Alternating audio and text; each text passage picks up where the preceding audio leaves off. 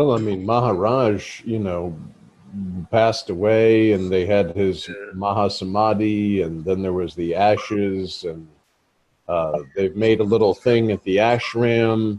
They sent some pictures around from Nisargadatta Maharaj's, I think it's birthday today, but it might be Mahasamadhi as well. Hmm. But they have new pictures of Ramakant in the ashram. So, Uh, and everybody got the videos that I sent around, right? With the Yeah, yeah, yeah. yeah, beautiful stuff. good. Thank you. The one By the way, today, do you know, is there any successor, discussed or anything, or?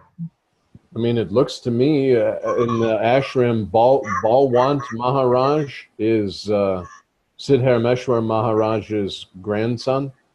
I So saw him dancing in yeah, one of the that's videos. possible, but I don't know. I've seen him in the last couple of things, and he was at Guru Purnima, and he's been there with Maharaj and with the ceremonies, so I really don't know. Okay. Also, Ultimate Truth came out today in Oh, Kindle, although I just tried it because Sandra said she wasn't able to get it, and I just tried it a couple of minutes ago, and it wasn't on Amazon right now. So, but I was able to this morning go in and download it and on Kindle and start reading. I'm really happy it's in Kindle. I wish Selfless Self would have been, but I'm very happy that Ultimate Truth is. So you were able to download it to your Kindle? Yeah. how long till it's in a book form, you think? Well, I don't know. I mean, it is in book form right now, but I don't know about Amazon USA. I would say in the next couple of days to a week, probably. Because even the Kindle's not working in this moment, so I'm not sure. Well, there may be a whole lot of people. If too many people download it all at once, it'll. That could be too. That's what I was, speaking with Sandra. It may have been that it was just, they might only have a limited number of downloads or whatever. I don't know. Yeah. So you didn't go over to India or something, did you? Mm-mm. For the funeral and everything? No, Yeah. it was just at the house. But I was, through WhatsApp. The cool thing is, through WhatsApp, you're basically able to be there in real time. And then with Mixler, you were able to hear the bhajans. And there were many of the videos that were sent through WhatsApp of all the activity that was going on. So you felt like you were there, definitely. And then I tried to pass that on to everybody that's on our email list so that they would have that too. John, do you know if they're going to put out a new bhajans on the .org site with the new including him in the chants? Do you know what I mean? I don't know if there's any. I'm not sure. Gopal usually handles all that, and if there's any chance or anything like that, Mixler would have it. Also, if you go to Mixler, there is a link on the, Mixler, and then there's like a sideline thing, and it says YouTube and all that. But if you click on, I forget exactly what it's called, but it's some link that takes you to the Google Drive where all of the talks are held, in storage, where all the bhajans that they've recorded through Mixler are held in storage. So you can go through there and just kind of, see if you can find what you're looking for. For me, right now, the big thing was the Samadhi bhajan at his Samadhi. And I had that, but I sent that around because I have that in my car, and that's... Yeah. But when I do the bhajans every day, I'd like a new version with Ramakant in at the end of it, because they always would stop at like Ranjit, and then now we can add Ramakant in. Oh no, actually all the bhajans stopped at Ramakant even before. When they would say Nisargadatta Maharaj, Ki Jai, and then Ranjit. Sometimes between Nisargadatta and Ranjit it was Bayanath, and then Ranjit, and then Ramakant Maharaj Ki Jai. Because every time I listen to the bhajans, I'm bowing in the car to listen to that. Yeah, but I mean, like, how do I explain it? Some of them will talk about where Nisargadatta came from, And Oh, right. You're Yeah, talking about and- Arati Ramakanta. If you go to the website, ramakantmaharaj.us, mhm, I have on the very front page Arati Ramakanta that's actually being performed with Ramakant Maharaj yeah, at yes, I Guru have Purnima. that.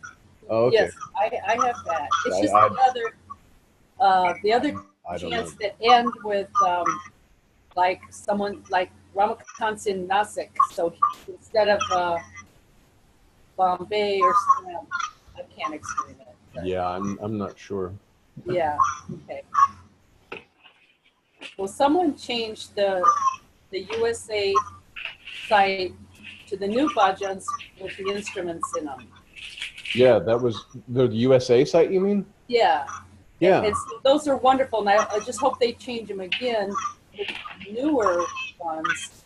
Well, no, those are, I put those up there because those are the ones for Guru Purnima.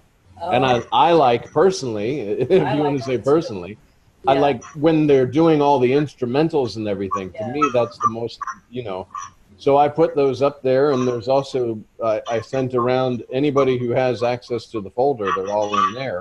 But no, I'm not planning on changing the bhajans from that because that's the Guru Purnima. So that's like kind of an important kind of message. Okay, because those are And the I- ones I do. Okay. And I have the Arati Ramakanta, which Yeah, is love that. the Yes. video of that. So that's, I watch Yeah. that a couple of times a day. Yeah, me too. Yeah, it's wonderful. Okay. Good.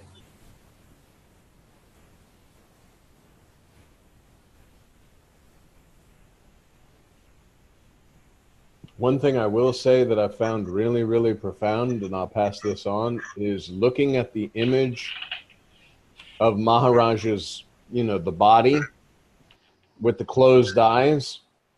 If you sit there and kind of, you got to use duality to feel the sense of presence, but if you concentrate on the sense of presence while looking at that image, you can kind of see that presence that you're feeling was speaking through that form, and it no longer is. But there's a very kind of profound seeing, at least there was in my experience, where I was sitting there, and I do it now every night after I've bowed to all the masters. I'll sit there and kind of just separate so that I'm feeling this body, feeling the presence, and notice the image with no life because the presence has been removed.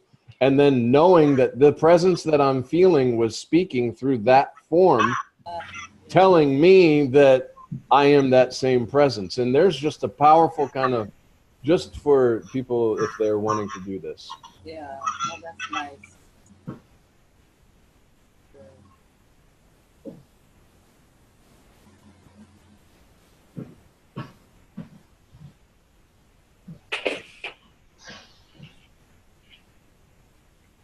I also liked in Ultimate Truth, I read today that it said the invisible, unidentified presence is in front of you in the form of my mother, my father, my master, my boss. I thought that was a pretty cool, like, reminder, a nice hit, so to speak. That is nice. It's like, you don't know yourself, and that invisible, anonymous, unidentified identity that does not know itself is appearing in front of you in the form of, my friend, my mother, my master, these sort of things. And I will say, there was a lot of emotion about, Maharaj, because having gone to India and been with him and him going through the food poisoning and all that kind of stuff, of course, Maharaj is master. And the formlessness that you are is speaking through that form, understood. But also on the relative level of him being, a body that I got to know and I really cared for. I love this guy. And so when he passed, there was even I got online on WhatsApp and I was like, oh my God. And I was crying. It was very powerful. There was a lot of emotion. I didn't get carried away with the emotion, but the emotions were allowed to be felt. And there was a time, looking at Maharaj's picture, I was just like, oh, you know. But then, of course, the understanding, and I think that's why the picture of the body and feeling the presence and knowing that the presence was speaking through the body and now it's not, you know. But there was a grieving process, and like Maharaj says, the body has relations. You see these people around you, you know that it's just selfless self in form, but there's still an impression that, you know, these people are there. You have family members and different things, and when you lose them, you're going to feel some pain. And even though you could say, okay, well, I have a nice still mind and there's really no thoughts coming, and I'm in the formless reality that I'm seeing myself, but these thoughts, this pain was there. And maybe I accepted those thoughts, you know, like Maharaj says, which thoughts to accept, which not to accept, we're up to you. And I think there was something in me that kind of wanted to just release, to like fully feel this sadness that this very great man who I had met in India, who I loved like a father, was no longer here. But at the same time, knowing that the master, and this is the really powerful part, the master, like Maharaj says, when people come to him and they say, oh, I'm so happy I found a living master. And Maharaj says, what do you mean by living master? Master is not in body form. Master is master. You are master. Your inner master is calling to you through the form of what you are labeling as master, only because you still believe you're in a body form. But master is master. And so it was a really nice, at least in my experience, a really nice kind of being able to fully experience like the sadness and the kind of pain, but not be caught up into it as far as suffering, and at the same time being able to rejoice, knowing that Master has just shown up. Let's see, Mary just popped up. Let's see what she's saying. Blessing, all need to go. The feedback noise is hurting my ears. All righty, Mary. Bye-bye. We'll still have the recording, so you can listen if you want. She's saying there's feedback noise. I'm not hearing any. Is anybody else hearing? I hear occasionally like some squeaking. Yeah, there is a little bit of clicking noise or something. It's like a duck. I think there's a duck in there somewhere.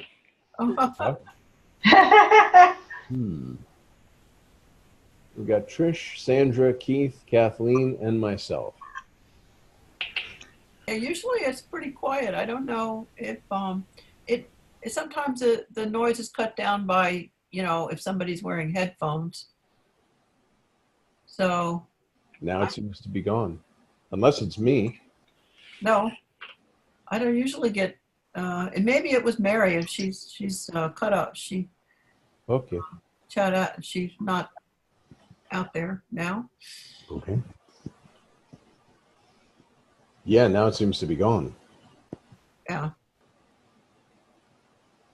Who knows why these things happen? I don't know. Indeed. Beyond me to understand it. Well, I did. A couple of months ago, I went out and got a better camera and a better thing because I kept seeing it so blurry, and all the time it would be like, whoa, whoa, whoa, whoa. So I said, okay, maybe we need to get a little bit better camera. Yeah. No, you always come across pretty clear as far as I can see. Yeah, I've never had any blurry problems. Okay, good. It's the only problems occasionally have been sound, but I've never had visual issues. Good. So what were you in the middle of saying there?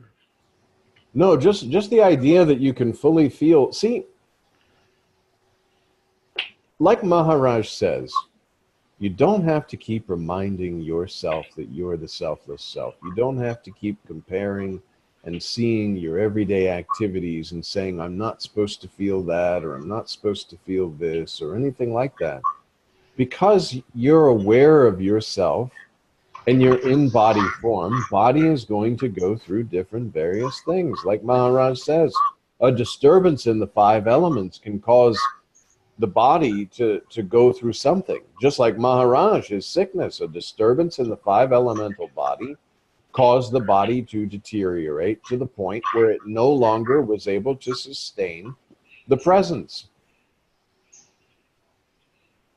And so at the same time, this body form, the selfless self, seeing this person that he really cared for, through the instrument of body, felt a disturbance.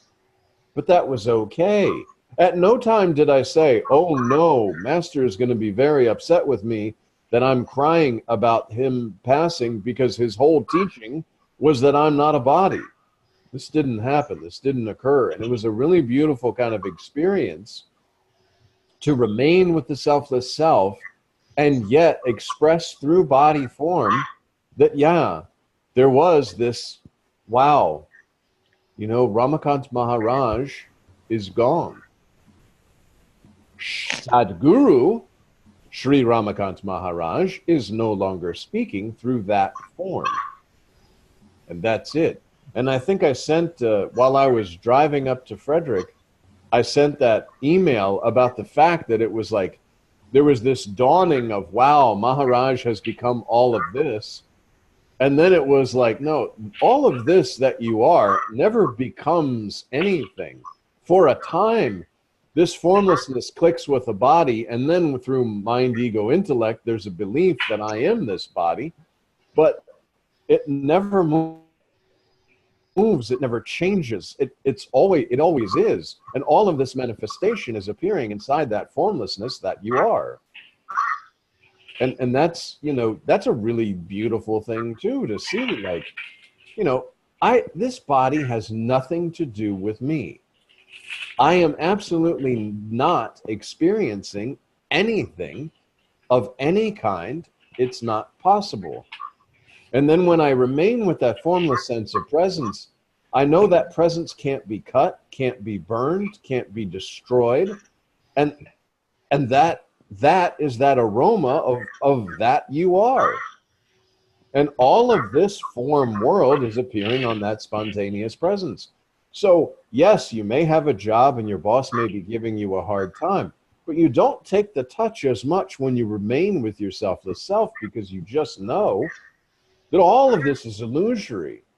So when this mind, and that's another thing that has been noticed again, is that this mind is kind of surrendered in trying to give problems, because no problem is really seen as a problem.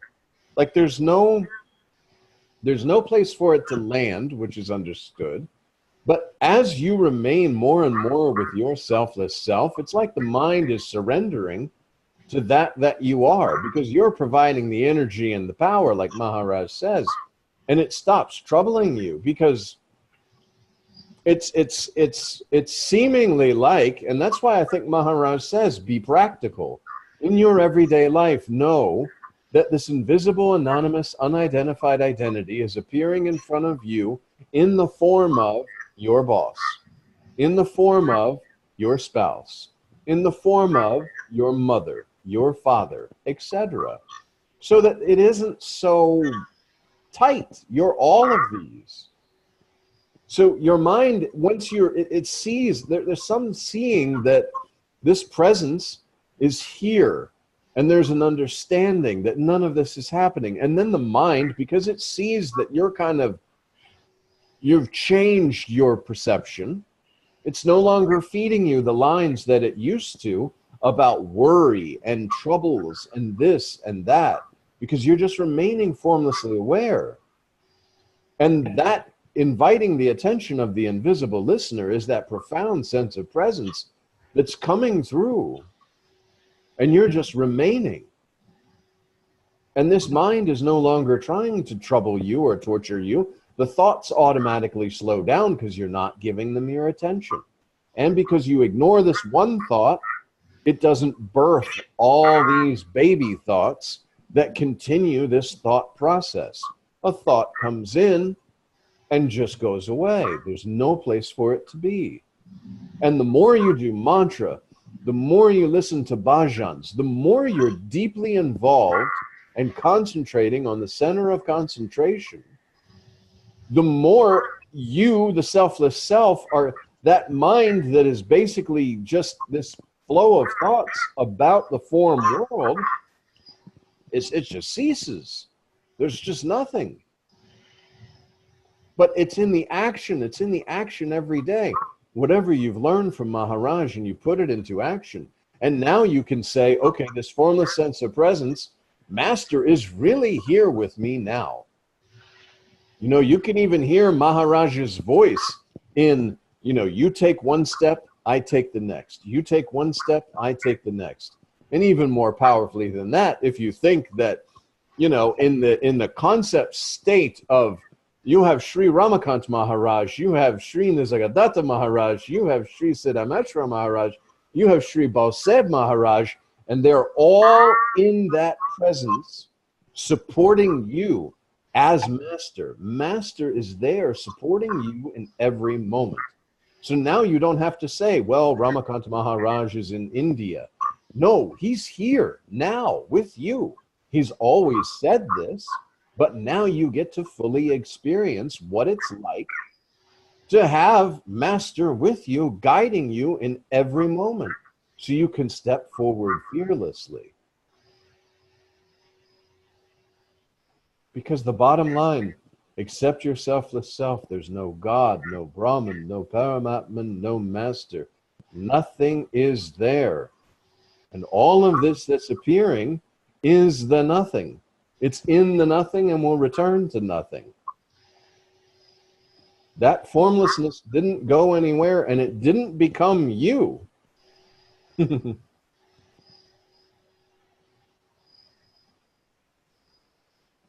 all the problems are the body's problems. All the desires are the body's desires. You're not body at all. What could you possibly want? What could you possibly desire?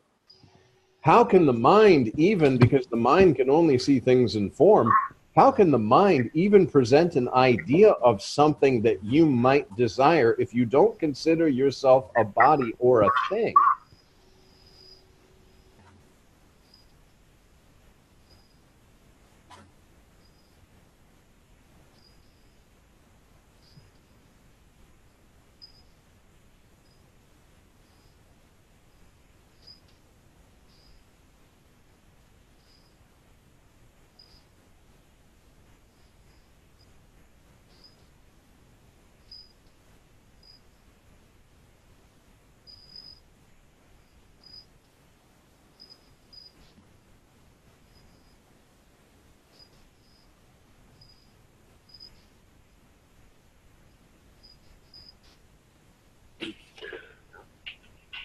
Occasionally I get fleeting senses of that, but it does, so not continuous or anything.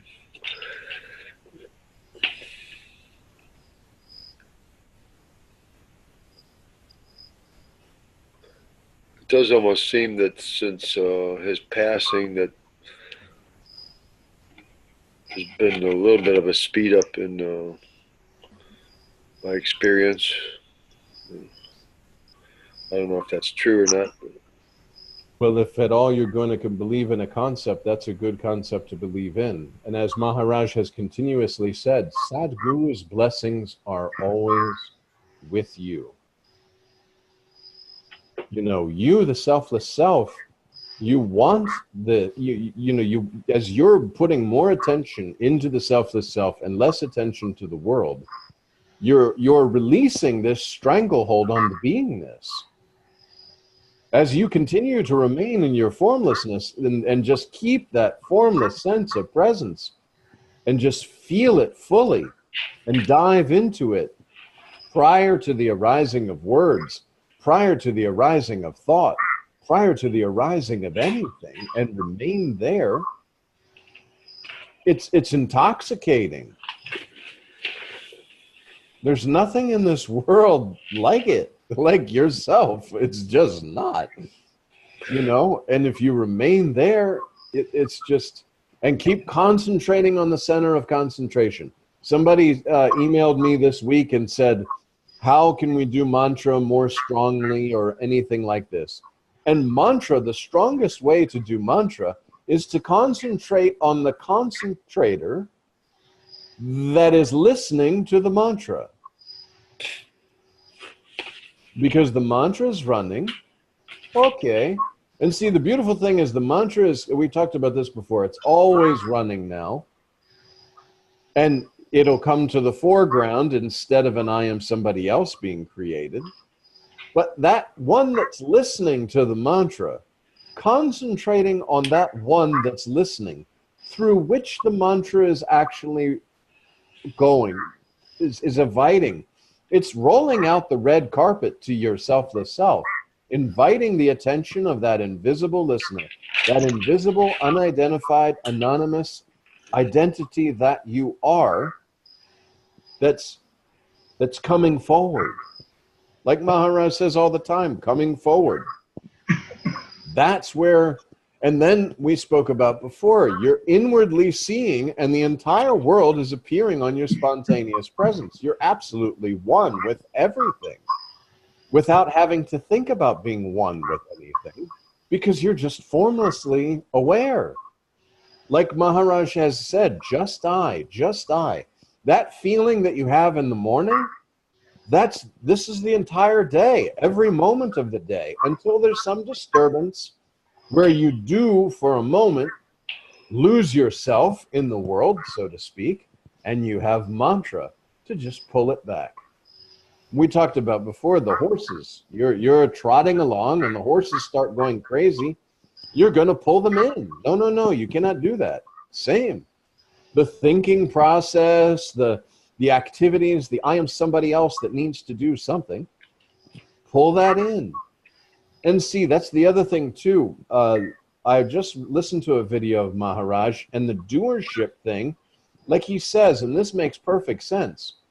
While you still believe that you are a doer or that there can be things done, this is a concept, but you can use that concept to do mantra, to do this remaining with your selfless self, to pull the attention back in, to put forth effort. The truth is, there is no effort, there is no deed, there is no doer. But until you are convinced of that truth, you can use the concept believed in of being a doer of mantra. Then by doing mantra, you will erase this concept of doership. But don't try to be more than what you are, or how far, like you hear people and they say, okay, I'm at complete peace, my mind is very still, and you're like, oh, okay, I need to be at complete peace. No, you just need to recognize, like Maharaj says, where do I stand? Am I doing mantra enough? Do I have a sense that I can do mantra? And if I still have the sense of doership, let's use that concept to do mantra, to listen to bhajans, to do meditation, to be with my selfless self. If I'm still having the concept that I have a busy mind, let's listen to Master who says, ignore this mind. This mind is a flow of thoughts. It's still flowing, that's fine. Not to take the touch, not to worry about it, okay, this mind is flowing. That's where I am now. See where you are. Because I think a lot of times it may be that I'm trying to hear what is happening, or this is the Master is giving the perfect reality. And I'm trying to, from where I am, assess this perfect reality. But in reality, I need to assess, where do I stand? Where am I? Like Maharaj says, am I fearless? Am I tension-free? And if not, then I need more mantra. I need to use these concepts of being a doer, of being a spiritual discipline devotee. I need to use these concepts to further my spiritual development. I need to invite the attention of the invisible listener. I need to listen to what Master says. And I need to move forward from that position. I can't move forward, like if I'm climbing up a set of stairs, I can't go from step 1 to step 10 and just like do a super high dive. And even if I do, it's very stressful. I could still fall down the stairs. But if I put one foot and I admit, okay, here I am at this point right now, and this is so important, this is where I am right now. And so I'm going to, okay, I still have busy thoughts. I still sometimes get lost in the day where I totally forget mantra, and then I say, oh, I should have been mantraing, like, oh, I should have had a V8. But in the middle of the day, I say, oh, okay, that's okay. Back to mantra. Because the more I do these things, the more I use my sense of doership while I'm still seemingly a doer, the more the attention is invited of the invisible listener, and the more that spontaneity is coming, the more I'll see that what Master says, and I'll start to see things and say, oh yeah, I remember Maharaj said this would be occurring. But don't jump ahead. Be where you are now and fully be there. And like Maharaj says, ask yourself, where do I stand? If I'm reading too much books and I'm getting lost in all these different teachings, maybe this is not so good for me. Am I doing mantra as much as I want to do mantra? And see, I don't want to sit there and say, wait a minute, I'm not supposed to be a doer, so I shouldn't be doing mantra. No, because as long as unless you can absolute have conviction that there is no deed and there is no doer, then use the conceptual belief that you're able to do something by furthering the mantra and the spiritual practice to invite the attention of the invisible listener so that I, of course, except your selfless self, there's no God, no Brahman, no Paramatman, no master. Nothing is there. And the next time somebody cuts you off in traffic, that should automatically be. There's nobody, nothing's happening. Everything is okay. Unless there's a me that's involved. But see, if it's not that way, that's okay. Then we step back. We say, okay, I got irritated. But remember, and see, the cool thing is, too, all these stories that Maharaj has told, like the guy who spit on the other guy 50 times and he had to go take a bath. Now, surely none of us are going to allow ourselves to be spit on 50 times and then invite the guy for lunch. I would not do that right now. But that is showing you the most extreme case. When somebody is giving you a hard time or cuts you off in line or is rude to you, you think, but they didn't spit on me 50 times. You know? So, okay, it's a little bit not good, but it's okay. I remain with my selfless self. There's no reason to get involved in that. And like when Maharaj talks about Jesus being nailed, no one's nailing me to a cross in this moment. I feel very disturbed, but that's the extreme. So I can remain with my selfless self. And see, these are the things. When Maharaj talks about Eklava, this was very important to me in India, but Maharaj talked about Eklava and the fact that, and he said, the master didn't teach anything, but the full faith and trust in the master, the internal master, did all the teaching because it was directed at that statue. So the same for you. Let that internal master teach you and guide you, and now know that you can have Maharaj's voice teaching and guiding you. See, that's so important. That sense of presence. You felt Maharaj and you felt that presence when you were with him. You felt at one time that this body is feeling that body's presence, and the presence is very strong around Maharaj. Now Maharaj is not there in physical form, but the presence is still just as strong when you concentrate on the concentrator. And when you say, okay, here's Maharaj, his picture is here, his picture is here. Yes, Master. You know, I feel like having my attention out here, but you said no. You said, don't take the touch. I'm here. I remain with my selfless self. And these, you know, this is because it's the reality. See, even if you use these conceptual beliefs to kind of baby step into the reality, you know that it is the reality. And then as you're moving forward, you'll start to see, yes, this is the reality because now I'm experiencing something that Maharaj talked about me experiencing. And it's happening for me right now. Without, of course, taking the touch and making a big production, because experiences come and go. But the idea is you'll be feeling more fully your selfless self, and less taking the touch of the illusory individual in the illusory world.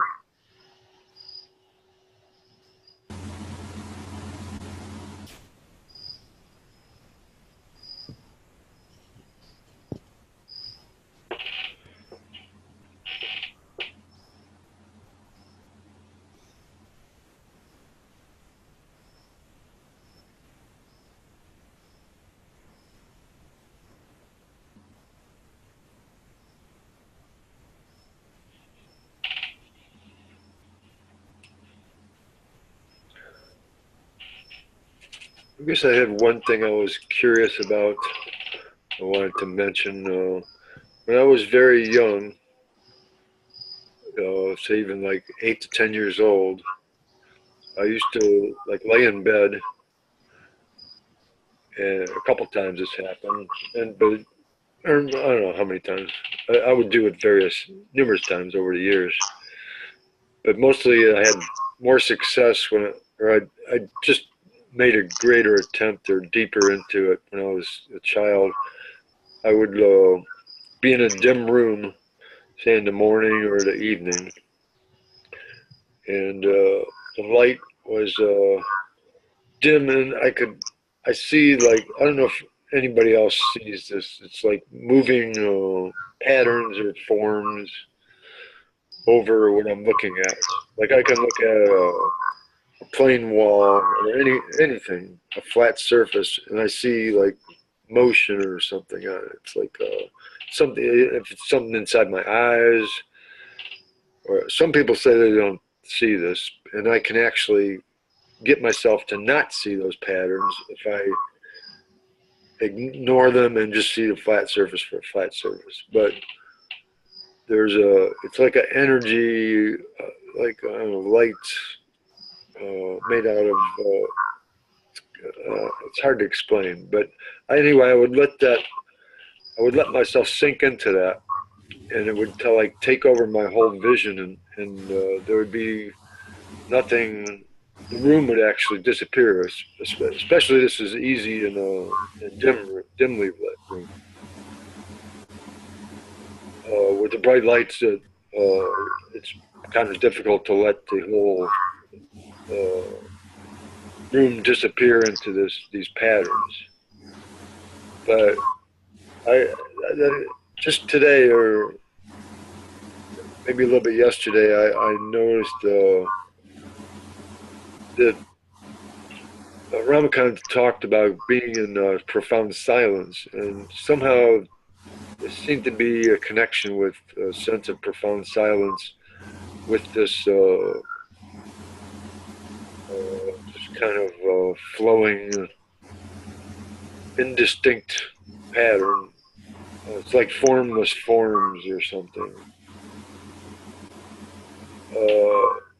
And it felt, I don't know, it's kind of liberating going into that. Those, I don't know what to describe. It's just like a luminous presence or something. Does anybody else get a sense of that ever?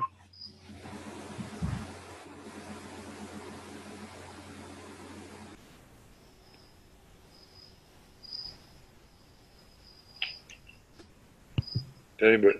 I mean, just remember too that, you know, even when you're doing the mantra, there can be all kinds of auditory and visual type experiences, but all auditory, all visual experiences, just disregard them. Well, this isn't really visual, though. I mean, it is, but it's something much deeper than that. Okay. Nobody knows what I'm talking about. No, I mean, you know, that's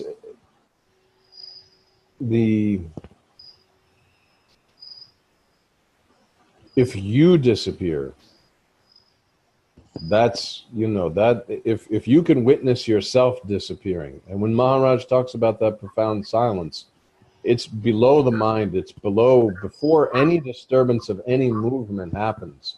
It's that absolute silence, just almost like being dead, just total, complete silence. No experience, no experiencer, no witness, no witnesser, just the absolute silence.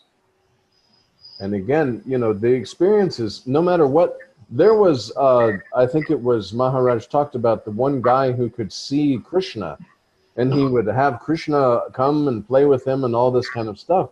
But it just wasn't the, you know, he also talked about the one lady that had polio or something like that, and they were putting her off with like the leper colony, and she prayed and prayed and prayed, and Balseb Maharaj appeared before her and said, I'm curing you of your illness, go back and let them know that it was me. Of course, again, and Master has said, masters do not reappear in form. They never were formed, so they're not going to take a form. So any form type stuff is absolutely not anything other than a conceptual idea believed in. And you can see anything.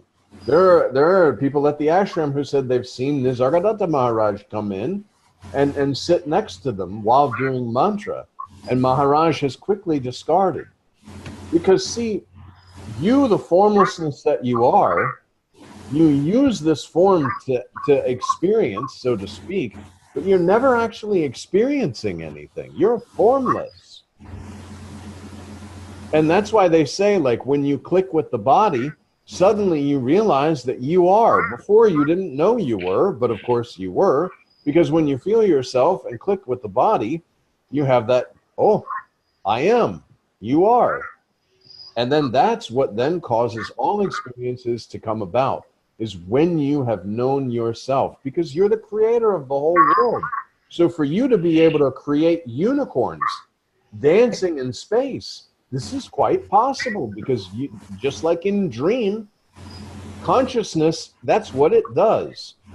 Consciousness moves around and creates and shapes and moves and talks.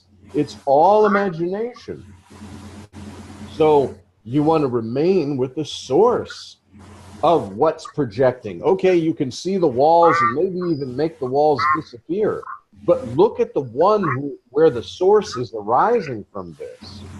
Forget about what's out here. Remain with that one that's actually projecting all of this. And that's why I say, if you can focus on yourself until you disappear. I do get a little bit of that when that happens. Yeah. So like approaching that. And next time, maybe, you know, it's like Maharaj says, good experiences, bad experiences, all the spiritual experiences are just experiences for you to remain with the source from where this experience is arising. It's kind of a flag, you know, saying, okay, look, I'm looking at this wall and I can see these images and it looks like the wall's fading away. And I get this sense that, because I've gotten the sense too before where I've been in the bathroom and there's a sense that comes over me that it's just these four walls and the entire world is not. You know, like there's nothing outside. It's just these four walls in the bathroom. There's no kitchen, there's no house, there's no world, there's no nothing. And that, again, is a conceptual kind of seeing, but it's an experience, profound, but you want to remain with from where that scene is projected. You are not that. Exactly. You're not anything outside. You're the witness and the seer of these things that are seen from the source of where everything's arising. Because at first you believe that these eyes are seeing, and you don't understand that all of this is being projected, including this body with these eyes. Right. And including who you think you are, too. Yeah, well, that's just a lump of goo with that consciousness that's moving through and the belief. Because like Maharaj says, if you remain with just I, just I, just I, there's no world. Because there's no you.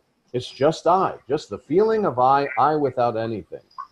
In order then to have the you, then there has to be a stirring of, once there's one, then there can be two.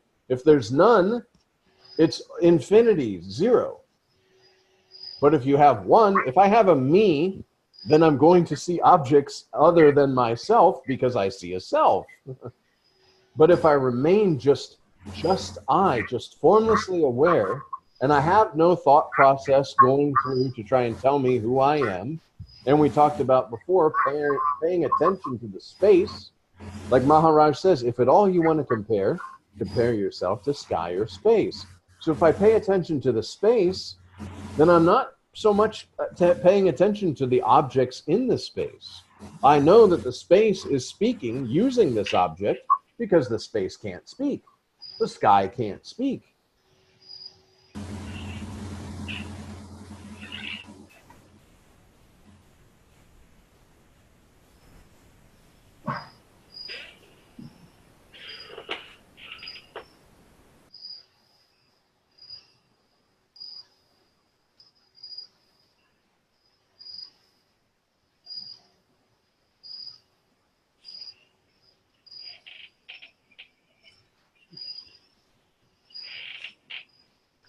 It's frustrating that there's still such a strong sense of being a person. Mantra will erase this because there's, like Maharaj says, there's long pressures. You know yourself through body form. Prior to that, you didn't know yourself. So you want to hold on to this body form, believing that this body is everything.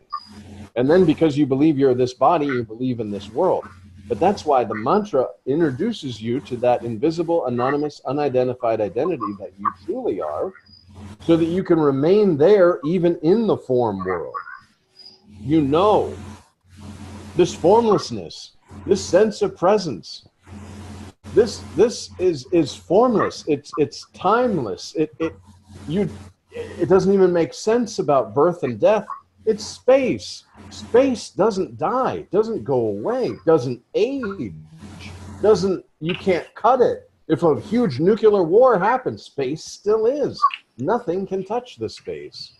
And that's what you are. You are the formlessness. You have nothing to do with this form, other than you can use this form and do your job, do your duties, but you're not taking the touch anymore because you know nothing can happen to you. Nothing. You break your leg. Okay, the body's leg is broken. And even I get an infection and this body ceases. But I still am. How does this formlessness go away? When does it stop? I won't know myself because I won't have the instrument of knowing anymore, which is body. And that's why for a time I believed that I had to protect this body, because without this body I don't know myself. But using this body to know myself in the real sense, I know myself in the real sense. So whether the body is there or not, whether I'm knowing myself or not, I know I am.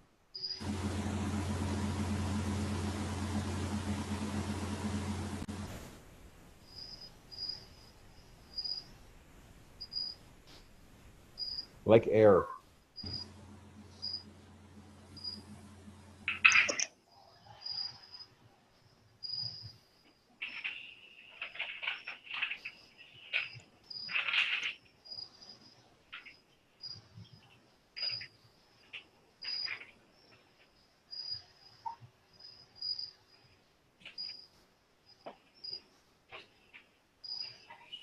And mantra will erase this because it's body knowledge. Because you believe you're a body and you've seen, okay, see, the whole concept, it's very interesting because the concept of separation is only because of the belief in body. That's it. And once you know I am not body, I was not body, I'm not going to remain the body, then the concept of separation dissolves automatically. So what's holding you into this idea that you're a body is this body knowledge that I've done this is my life, I'm going here, I've experienced this, but this is just not true because, again, like Maharaj says, prior to being this and after leaving the body, you have no experience of being Trish. Your experience of being Trish is right now because you're attached to a body that you believe you are, that you're holding that attachment based on body knowledge, and mantra will erase this body knowledge, so that no body knowledge can hold you to this body that you are not.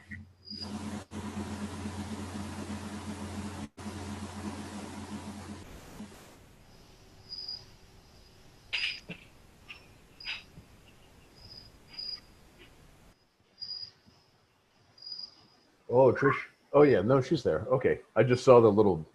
All these boxes keep flipping.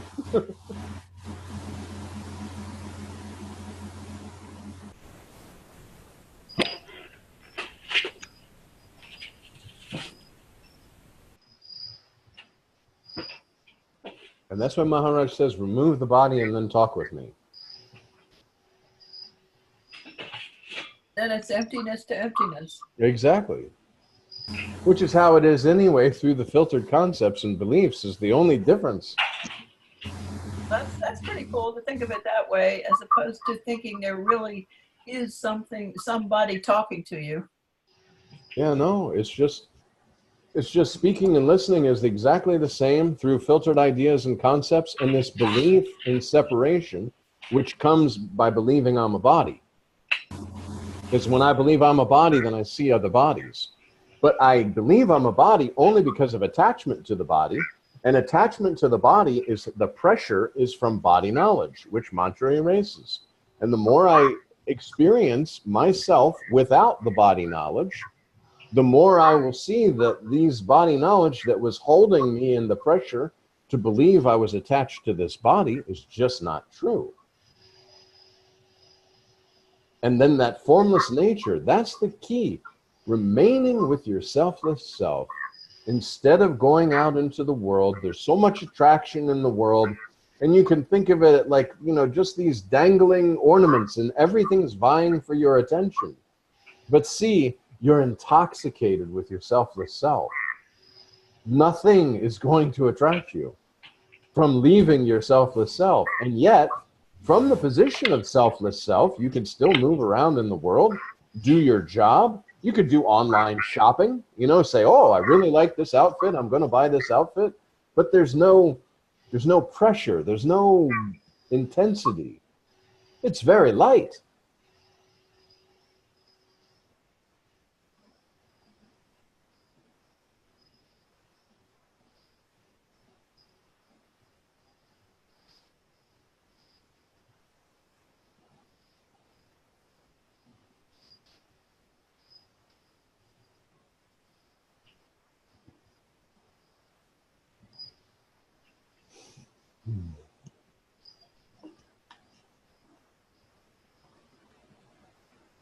Okay, John. I know, I just saw the clock. I was like, oh, it's 8 o'clock. I know when you start looking, and I know it must be.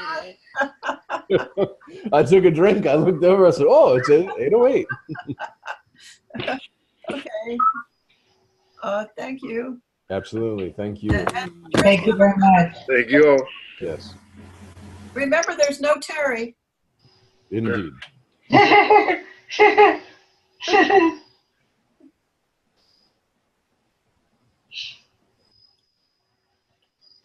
Kate, are we off?